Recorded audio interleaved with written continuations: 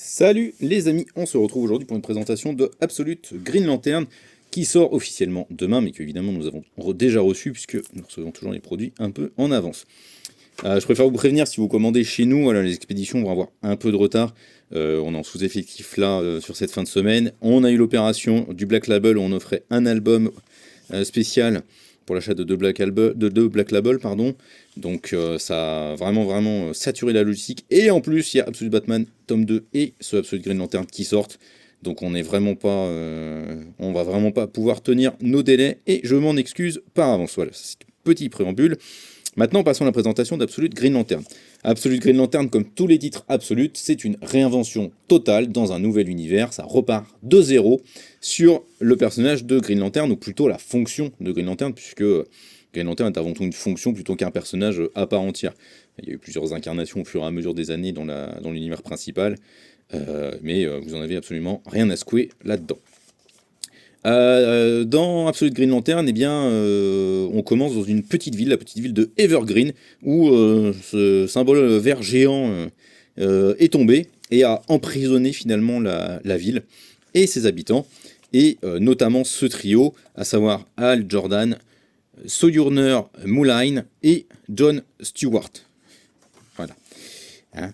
Voilà, vous voyez que bon bah si on essaie de traverser le dôme, il se passe des choses pas très sympas, hein. Voilà, donc vaut mieux pas essayer.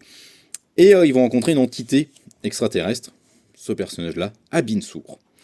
Et ils vont être confrontés à plein de phénomènes bizarres finalement là-dedans, où ce personnage, Abin Sur, va venir près des individus, près des habitants, leur dire je suis venu pour votre jugement, et faire des trucs un peu chelous. Il semblerait qu'il les fasse disparaître au fur et à mesure. Et au milieu de ça, on a Sojourner qui va acquérir un pouvoir, voilà, il va être entouré de verre, et Hal Jordan qui va avoir aussi un pouvoir, cette main noire, qui cause des dégâts, vous voyez, vous avez vu sur les pages que j'ai feuilletées, qu'il a détruit l'endroit dans lequel il se trouvait juste là, à cause de ça.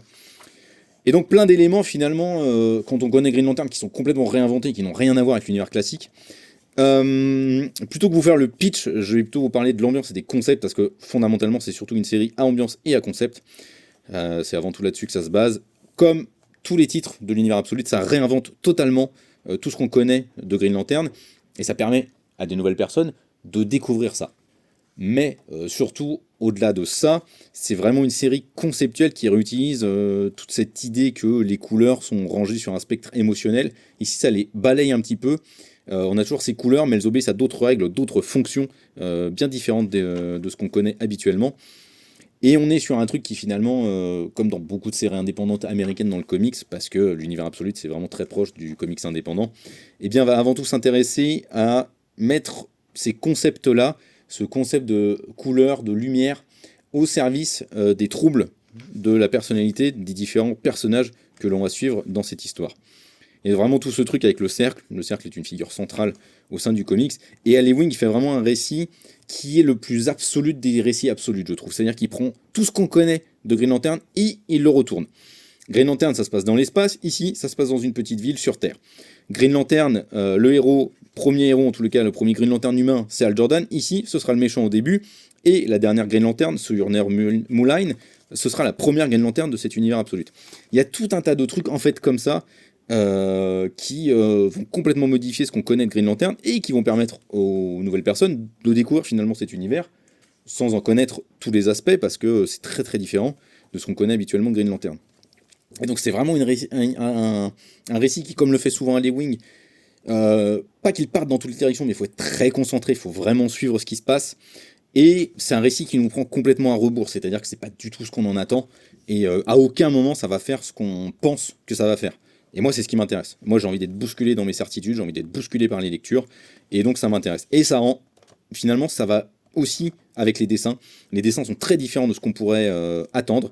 Alors, vous fiez pas à la tronche de cul de Hal Jordan et à sa coupe de cheveux digne d'un webtoon Wish. Je trouve qu'au niveau des dessins, c'est quand même beaucoup plus travaillé que ça, notamment au niveau de l'expressivité, de la patate que ça peut avoir, au niveau du travail, parce que le script de Al Ewing est très carré, très bon. Je trouve vraiment que c'est quand même très solide au niveau du travail graphique. Ça a été beaucoup critiqué La prestation, alors comment il s'appelle déjà? Janoy Lindsay. Il a été très très critiqué. Je trouve que c'est vraiment injuste les critiques qu'il se prend dans la tête. Oui, son Hal Jordan est moche comme un cul, mais c'est pas grave parce que je trouve que le reste du récit a quand même une sacrée patate. Il y a une belle énergie, il y a un vrai trait, il y a une vraie personnalité, je trouve, qui se dégage de ça et c'est pas juste générique comme on pourrait le croire. C'est vraiment vraiment très travaillé. Et il y a un côté un peu euh, à la fois gras sur le trait, avec un ancrage très prononcé par moment, et en même temps parfois un peu lisse. Et je pense que c'est ce mélange-là qui est un peu perturbant, parce que ça manque d'aspérité fondamentalement en fait sur certains trucs. Et pourtant, je trouve que quand on regarde dans le détail, au contraire, c'est bourré d'aspérité, c'est bourré de détails et d'une expressivité qui est très proche hein, du manga coréen, je vais pas m'en cacher. Hein.